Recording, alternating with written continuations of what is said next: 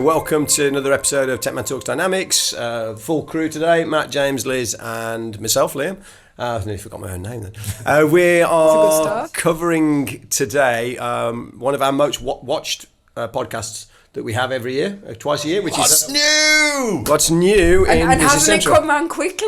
I know, yeah, we've been. This is the third months. time we've done this since we started. So, as in a wave one release. So Microsoft have now published their document, which teases what's coming in the next 6 months of the product. Doesn't always land on April 1st, but it will come in the lifestyle in the next 6 months. After that. Through to June, some of them, weren't they? But they always kind of, it doesn't land the first time. But the previews, your sandbox preview will be there in a few days' time on the 1st of March, I guess. So I know you guys have rigorously gone through the document. I, pretending to be part of the listening community, have done less research around this. So I'm looking to learn, as do our listeners today. So what's to be excited about? What's good? What's less so? So the biggest excitement for me that I was looking forward to isn't actually in the documents, which is the list views and the analysis that you can do on those to kind of get counts, sums, all the rest, and some kind of almost pivot type functionality off any list view or enabled list views. Not quite sure. And we've seen this, how much haven't we? it is. We've seen this in the preview. We've seen it. It's in directions. So it's kind of been in the sandboxes. Yeah. The kind of downloadable Docker images for a while. So the previews. So my only conclusion is that Microsoft's saving it to kind of as the real buzz item, because I think it's one of the biggest changes to business good feature. Yeah. Since the web client, really. So they're building a bit of excitement and holding something back, ready for the launch. Then. I think that can only be the strategy, but it's that's going to be the one that everybody's going to go, we want to upgrade because of this. It's more kind of like, I suppose, Excel features within BC. So pretty much any list screen gets a new version of the list screen. You put it into like analysis mode, and then you can, like James said, you can do subtotaling and grouping as well. And what they've also done is that, by the sounds of it, I don't know if all pages, but pretty much most fields that are sat there in the database behind are going to be available for the users to drag on. Whereas at the moment, there's a limited set of fields. That's listed. Yeah, but that's listed and in in existing table fields, which is quite exciting, because that means you don't need a developer to do it. If you just need it if you did it using the design feature, you created a million extensions, didn't you? With extension 1, extension 2, extension 3, and then you had to try and consolidate them together, and it was just a mess. So I think that's quite exciting. I'd rather having to zoom on the line as well. I think it's going to reduce the customization cost for a typical Business Central implementation by a chunk, because they're quick to do for a developer, but it's all the documentation of what you've actually got to do and passing it in, and you can do it yourself, but you can also, as administrator and as a business systems manager, do it for other people within certain roles. For the role profile. You control what they see, rather than the end user having to worry about getting the right. So you decide how you want their how you want their pages to look, add all the fields, and then put it out onto their roles. Yeah. So another one that's quite is kind of being able to personalise the sub-page menus for the first time as well, so you can put the ones in where they're buried like 3 levels deep, because they've reorganised some of the menus and so on, and also that you press the Alt key and then press the first letter of the menu key, and it navigates to it. Now that's shortish keyboard shortcuts, isn't it? It's not kind of Control X or whatever. No, but it's all about getting the information you need. You don't need to use the mouse. It's a very nice feature to have. So and they've done this the toolbar kind of reorganisation that they did to about 130 pages or something before. They've done that to a lot more apparently. So we'll see. So you're saying you can actually layer the menus. You can line it on the main level. At the line level. But the line level, so on above the lines on a sales order, for instance. So it's really nice. So I think the UI is got a real move forward. It's all just about getting the information for the user there, without having to click around, without having to go to multiple layers, just having everything there. And I think that's one thing that maybe system administrators should think about, is how they deploy that and how they manage that.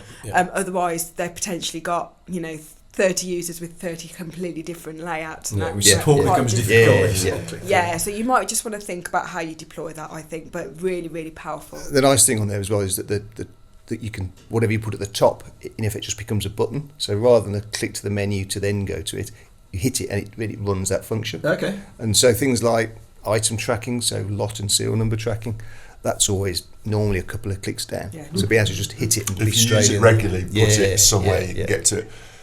Drag and drop was another one that when I read it, I went, "Oh wow, that's good to be able to kind of drag and drop files as attachments into BC." Actually, having tried it out, I'm not that excited. You've still got to open the sub page. Again, do you want to drag and drop because it's storing them in the database? From what I can see, Yeah, my thought was actually steer clear of that and don't. Yeah, because you don't want to feel. Look at alternatives. There's plenty of them. You're not going to plug it? We've got one there, document links, I'll put myself Spot salesman. I'm wearing the t-shirt. But at the... Having going through the exercise with several clients in recent months to move files where they've been stored within the database to out of the database, I just wouldn't recommend. Well, we had one last week, a SaaS customer that hit their database limits, didn't we? And boy, that's not a good thing to do. And if it's too easy to do, and people just keep, you've got all kinds of stuff. Is there no control around that the maximum attachment size could be X amount of megas? Not that I can see. The other thing as well is, which is a shame because if you could store it outside of the database, that Power Automate, the connector got an upgrade a couple of sub-versions ago. So through Power Automate, you can now push and read attachments and images as well into BC. So that makes it obviously quite flexible. If you wanted to press a button on a sales order and it takes that attachment and builds it into an email and fires it off, you can do that in Power Automate, by a button in BC.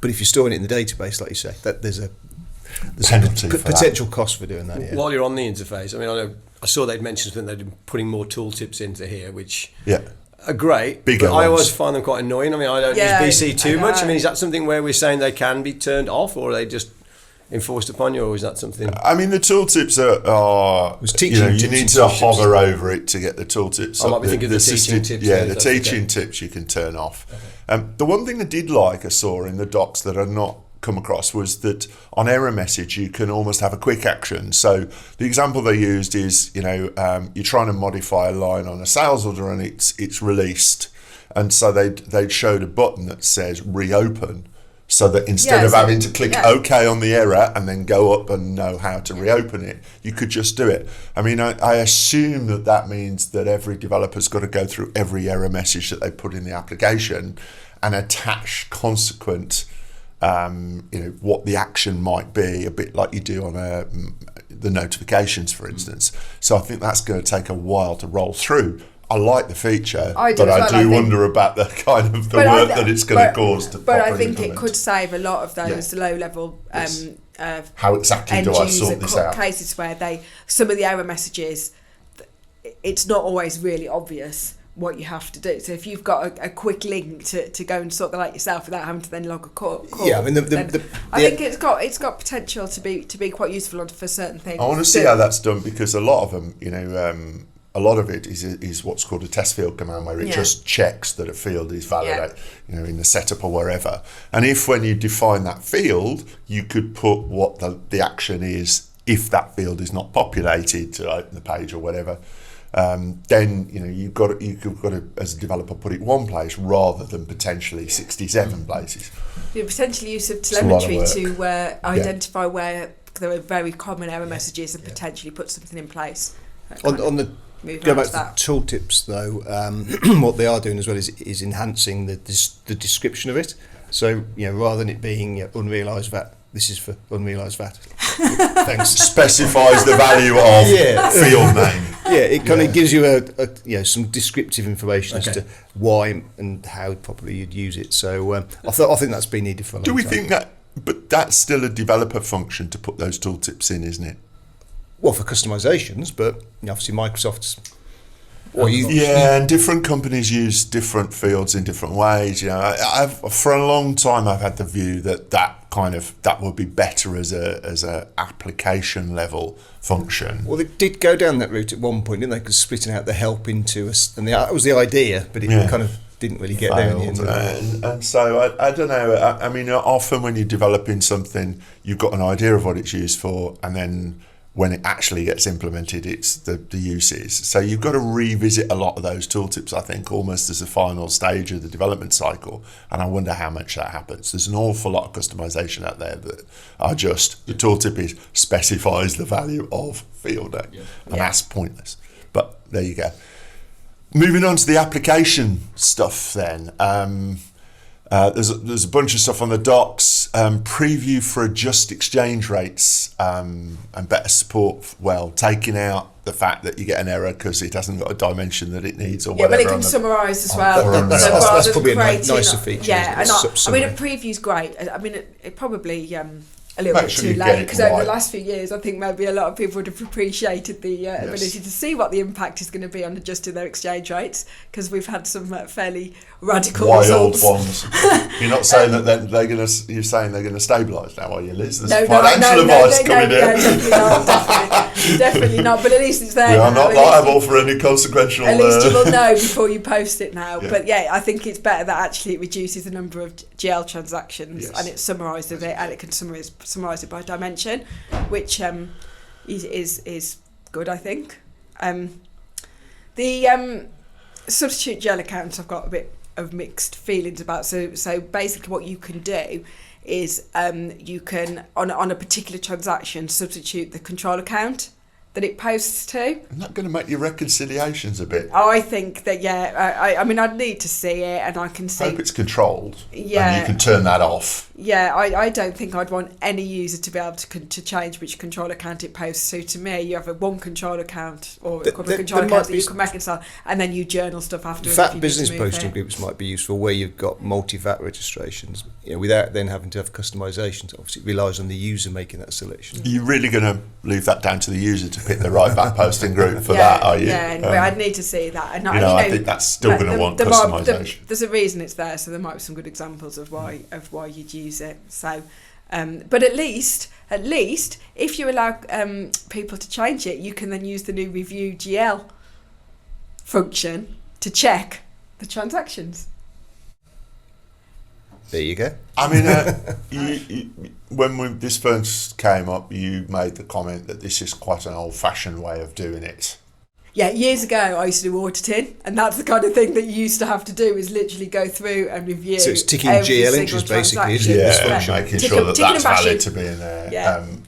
I think there's very few companies that I think still do that. And, getting it right up front, so the previews, so that it's posted to the right place in the first place, and then just checking the totals is a much more modern way of managing your GL. Depends which accounts I think having to go through every single GL account after posting, and then having to journal stuff. With things like entertainment costs and things like that. Repairs and maintenance and all that kind of stuff. Some people might use it, but preview of GL accounts on item journal. And you can see the item ledger entries and the warehouse value entries and the warehouse entries that it's going to do.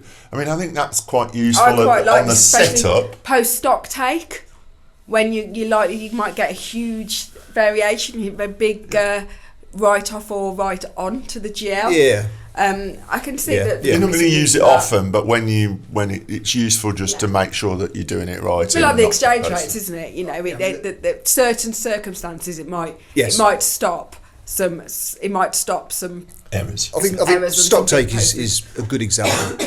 I think obviously your day-to-day warehouse guy doing journals isn't going to be interested in what's going to the GL. But if you've prepared your stock take journal and before you post it, you want to see what impacts that's going to have on your P&L. You might stop that. You get to the end of the first month end and they go, why are all these thousands of transactions gone to the wrong place? So you can check it up front, but arguably you post a transaction in your test company, and that's part of the kind of UAT, isn't it? Vendor posting groups on the filter on the suggested payments. Is that not there already? I've missed that then. On my notes. So, they've just done a bit of... It should be, because you can filter on any field on the vendor record. It was just something I picked up. Non-deductible VAT. I mean, this is the charitable sector, not-for-profit. where in effect you can only reclaim X percentage of a transaction. It doesn't really affect our clients, standard commercial clients, but for a particular sector, it's there. Renumber document numbers. Well, on item journals specifically, because they have to be, follow on, don't they? And it's like it's nothing more annoying. You've got a big journal and you've deleted one line and then you've got to go and renumber everything else. I can remember when that came out for the general journals. I think we announced it at one of our customer days. We got a cheer from the audience. It was a real pain, wasn't it, for the accountants? I mean, I've written a processing report that renumbers that on for long opening balance journals and things like that so many times. So it's nice it's there. Company Hub. I looked at that and I went, Company Hub, they've enhanced it and they've got user-specific settings. I don't really... Isn't it for the accountants? Well, if you've got an accountant that's looking after... I think if you've got... that was the original design. With the shortcuts that they introduced in the Wave 2 last year, I mean, that's lovely that you can just flick into different companies very quickly. I don't think who uses the Company Hub. No, I don't. It's a bit of a niche. I can think of some examples, but not within our customers. No. Now they've started. There was. I remember a conversation where they said we're starting to do some work on the supply chain side and the warehousing and manufacturing and so on, and we've seen kind of better integration with jobs last year and stuff like that, and the WMS, the create, put away, pick and movement batch jobs has got a lot more filters specifically around dates of when things are due. It is only inventory picks and putaways in this release. Is it? Because the first time I read it as all warehouse documents, and the second time I read it as inventory picks. It says we've added more filters to the create, inventory, put away, pick, movement, batch job. So I read that as limited, as it says. Okay, well that will be interesting to pull through. But and the reason why that's been a pain because when you create that, it's looking at a table called warehouse request, which is when you release a document, it puts an entry in there, and it's a very small subset of what it is that you're looking at. Yeah, and often we've had to put extra fields on there. Created customizations to add extra stuff in there, which. Yeah, isn't as bad as it is. Undo transfer shipments. Handy. Yeah, very handy. When you get to the far end and they go, you didn't get that right. Yeah. So as long as you haven't receipted it and you haven't set the automatic receipt for the direct transfers, it's good. Can't have a reservation against it. No. That's a bit of a pain if you use reservations. On the other side, the receiving side. Yeah, okay, I get that. I can understand why that's done, and better that they get it out the door, try and engineer that, but in the wrong circumstances, that could be a pain, I think. Now, intercompany. Start me on this.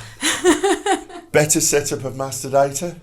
So company, a chart of accounts and dimensions. Yeah, the master data is great. So if you've got multiple companies and you can have a sync, so that if you add a new GL account in one company, it will do it across. Then that's great. I would want to see that in detail because.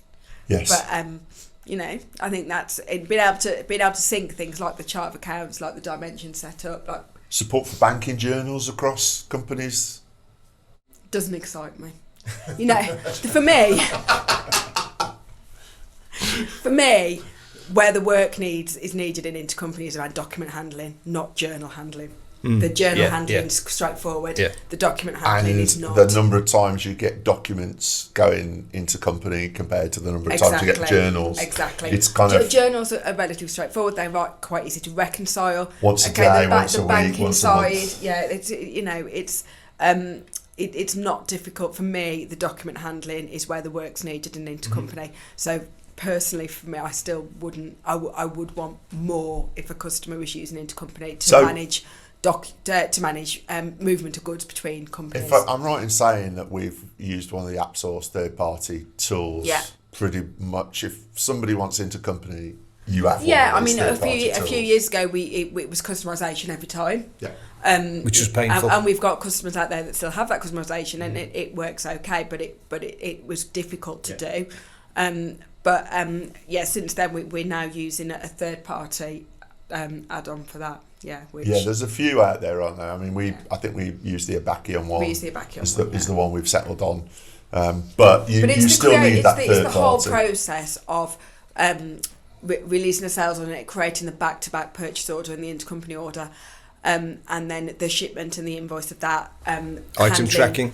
The item tracking, potentially handling things like returns, which the standard intercompany won't do, and credit notes between companies. I think so. It's quite funny that I noticed on the Shopify connection they've handled returns, because this is something that we have to do. Yeah. But intercompany doesn't. So I can do a return from an e-commerce customer. I can't do it to my own sister company in different country. But and also it doesn't handle very well any changes from an order. So basically, put an order on. Yeah. And it as long as that is exactly what happens throughout the process, then it's okay. But any variation, any short order quantities, over order quantities, it just doesn't handle it that well. The role centre queues for the inbox and outbox, long overdue. Finally there. So I wonder whether intercompany might be the new bank reconciliation. Where we start to see in every time a bit better. When you combine it with syncing data across master companies, exactly. I mean that's the other thing that you need in country, and that's really exciting. But for me, it's great if you've just got the requirement. You've got a holding company. You've just got the requirement for intercompany journals. Then the standard system is more than adequate. But if you're document handling, you're moving goods between. And you're buying and selling between organisations, then I think and Brexit hasn't helped that situation. Well, that's where the requirement came from a lot of the time, So, it's not there for me. It's a different topic, perhaps, but if you were an ISV that was in that area, I think because typically those ISVs, they're doing syncing master data and they're doing intercompany, you'd feel a bit kind of, we've got to keep ahead. You would, but they are so. I mean, what you will get through the Abacion software is so far ahead of what you get through the standard software that they are. I think they're okay for a while. Yes, okay. In my opinion. Yeah. So the syncing master data, at table and field level, I think that's a really good. It's a push from a master company and a receipt into the other one via a job queue, as far as I can tell. Yeah. I haven't seen it and set it up yet, but as part of an NDA discussion, we were on a call. Were you on a call? There was a call a while ago that they had with us and kind of asked us what we needed and what was done, and that's more common than intercompany. Even if you've got multiple entities, then it's keeping a really a standard GL, a standard set dimensions, all those kind of things. I think if they don't intertrade, it's really good. So that's full marks Microsoft for doing that for the first time. Sorry to the ISVs that inhabit that space. Shopify connector being extensible as well as a useful one. So it isn't at the moment, so you cannot change the way it works. It is what it is, but they're putting some extensibility. The reason why they've done it is because it's fairly new for Microsoft. They're going through a process of reviewing it, enhancing it. Well, it was bought in, wasn't it? Yeah. It was one of the first things in BC that I can remember for decades that they bought in from a third party. So what they didn't want to do is make it completely extensible from day one, and then they go change it. Yeah, they do loads of breaking changes. So things like inventory availability calculations was the first one they said was going to be available, but looking at the documentation, there's a few more in there. And they're pretty critical, I think. Some of the because create customer is the example they list in the docs, I think. And if you've got specifics that you set against a customer because of a different customization or ISV solution, that could be a total block. So I think and item availability, what people want to display as pricing. Available on their website changes. If you ask 3 different customers, you would get potentially 3 different answers. So I think that's really good. Again. Better word reports. The word reports have moved on massively. I found out a few weeks ago, I'd still got the perception back from when they were first launched, really, and I think they are getting closer to being able to replace RDLC.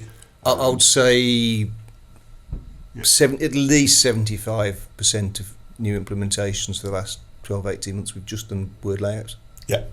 Occasionally you get a layout that you just can't it doesn't support it, and we'll do RDLC. But yeah, it's. Is that something that the end user can now start taking advantage of, really, or is it still something the partners using that tool? To a degree, I mean, obviously, when you're doing the initial implementation, there's a lot for a customer to take on, and normally maybe it's they'll something say that they could take on later if they need an amendment to it, if they want to add some new text. So although we as a partner are still doing it down the line, there's a potential they're going to save time. If you wanted to change some text on one of your invoice layouts, or you wanted to add a comment onto your statement, or if you want to add extra logos, because obviously there's one logo in standard. But is it a training course we need to offer as part of the kind of system administration? It is in our training course for system administration. Okay. So we do offer it and deliver it.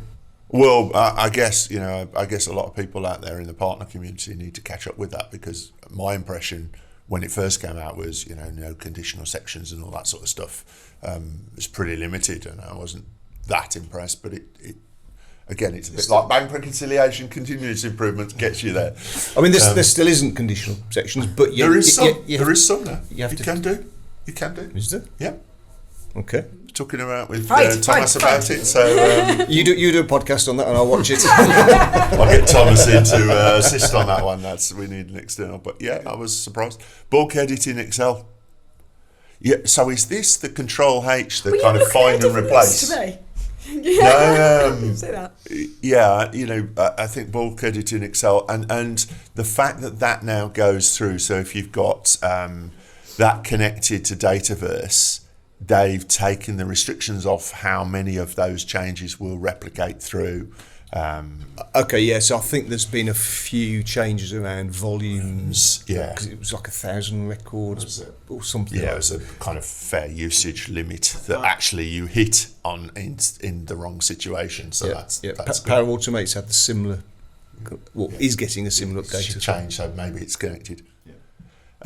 The last thing I put on it, 130 countries. And I looked down the new ones, and what struck me was BVI's, Caymans, Isle of Man, Jersey, Liechtenstein, loads of tax havens. Do you think someone's identified an opportunity? Obviously, there's a vertical for Business Central that somebody's trying to exploit.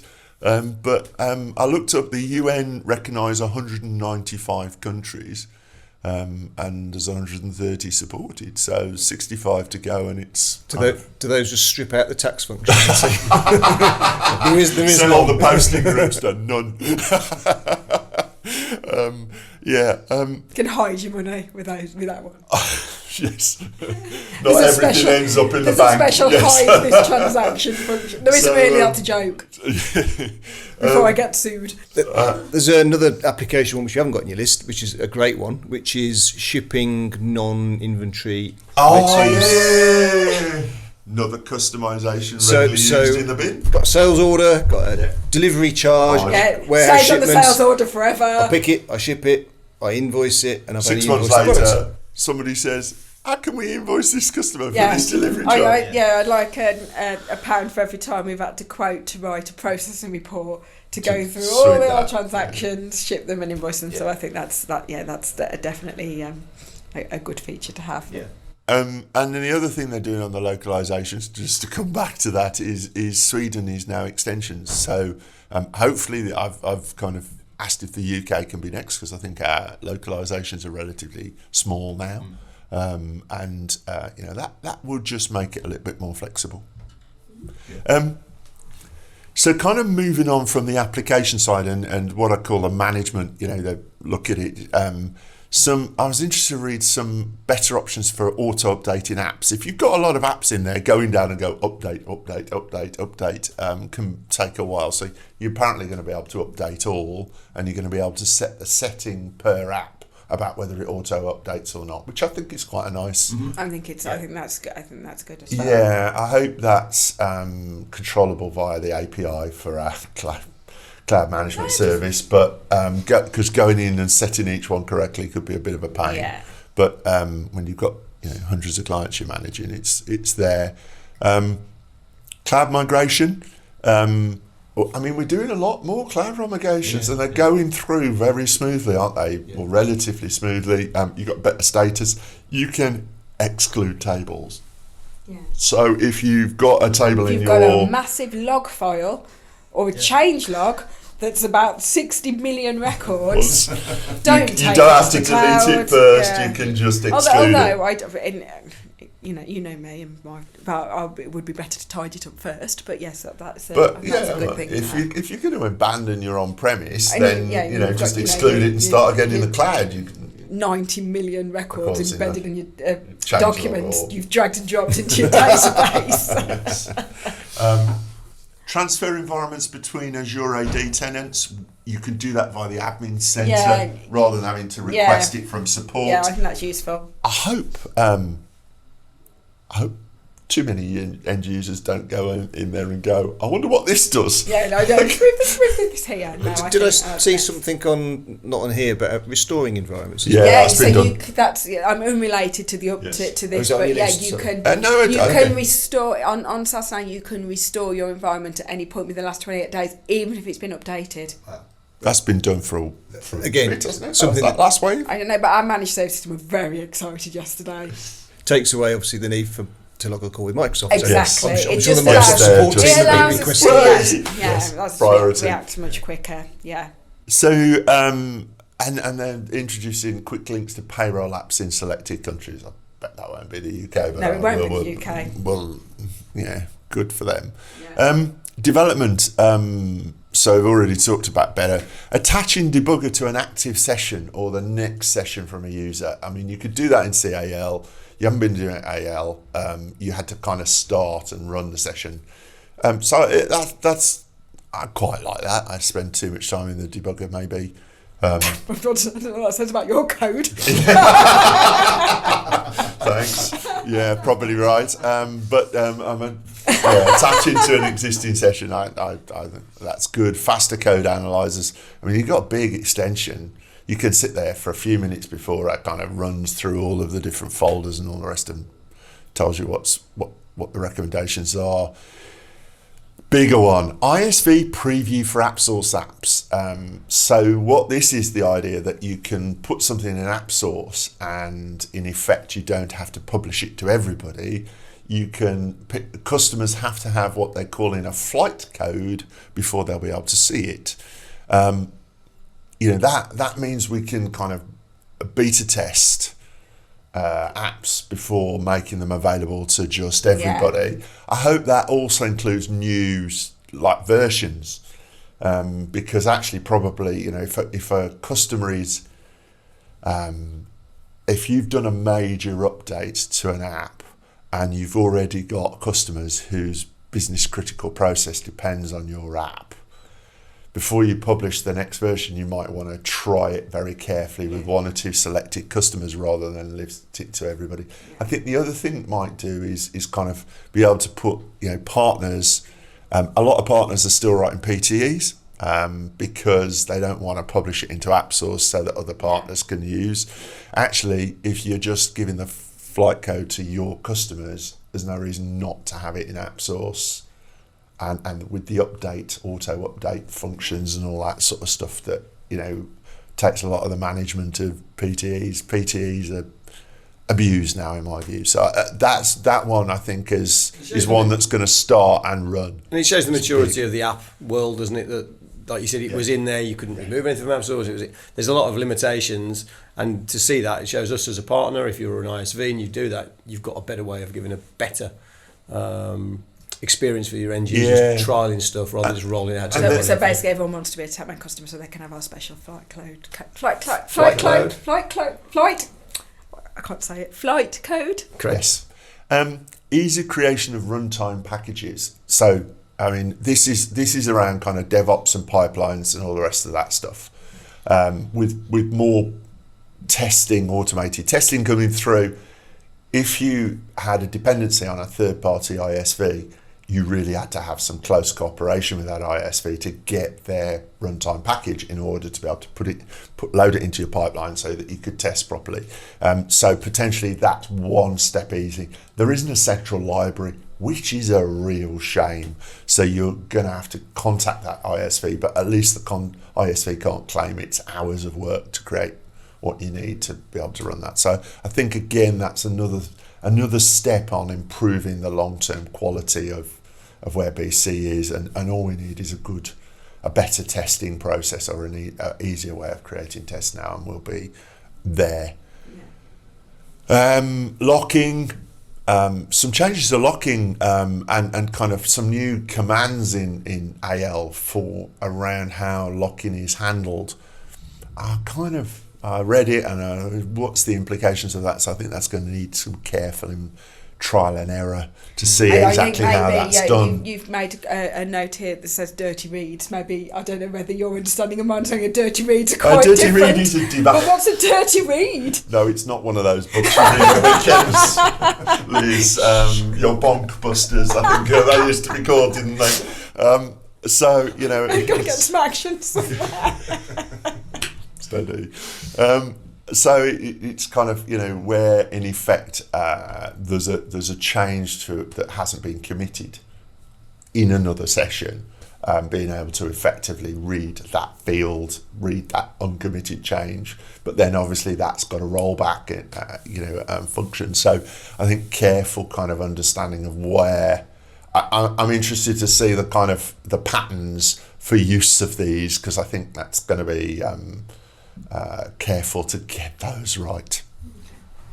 Another nice one that you haven't got is the AL Explorer, which looks really nice to me. So this is basically an interface change for the development environment that, from a consultant's perspective, I think makes it really, really readable. A bit like there's the object designer kind of add-in that's been there, which tries to kind of replicate a bit like the old classic, but the AL Explorer, the interface looks really, really nice. That's why probably I didn't get excited about it, because I thought, we've already had the equivalent for a while, and yes, it's an add-on, but I think it's got some features, above the. I think Andreas stuff has got some features that AL Explorer hasn't got. So maybe, I think, but two ways of doing something is good, isn't it? Yeah.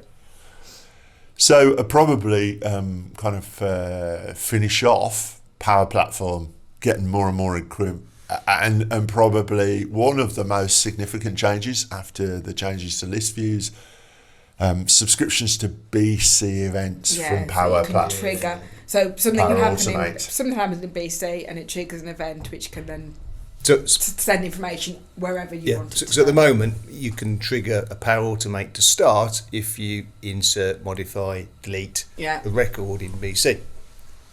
There's a few custom ones, things like approvals. So when an approval is requested, it can fire off a workflow.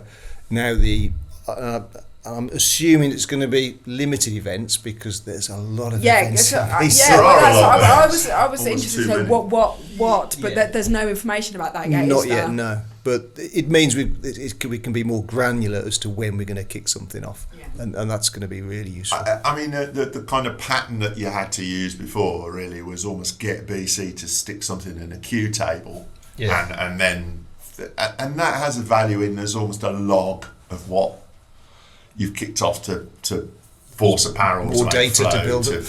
a Power Automate flow to run, but it's more data to manage, and I think with this almost your what you create in Power Automate is going to be able to be more generic and reusable kind of patterns than they have been, where they've needed to be almost very specific, which Microsoft have published some templates. Could be interested to look at those and see how they've run, and also the dynamic connections, so that you can now code in what the environment is and you don't have to code in what the environment and the company name is, because so it makes it more portable then between. So we're getting almost to me where you can build something in Power Automate and deploy it to a different client and a different environment, like you can an extension. I mean, even going from test to production, you'd have to go in and change all every single connection. Whereas you could, which was painful. You could end up with a lot of connections. Very quickly, can't you? So that for me, massive step forward, and it's bringing Power Automate specifically into the kind of modern world of being more than just the next 12 months. Customers are going to start doing this as well. and they should do. You know, Yes. it's a great feature. You know, all of our consultants are, if they're not already up to speed, they've got targets to be up to speed because it's fundamentally part of the product now. Yeah. But also, I think you're going to start seeing ISV solutions for, you know, that have a Power Automate component or are Power Automate to connect to BC. I think that's. I think what we need to do for our customers now is start to give them some really powerful examples of how this can work. It's all, for me, been very theoretical.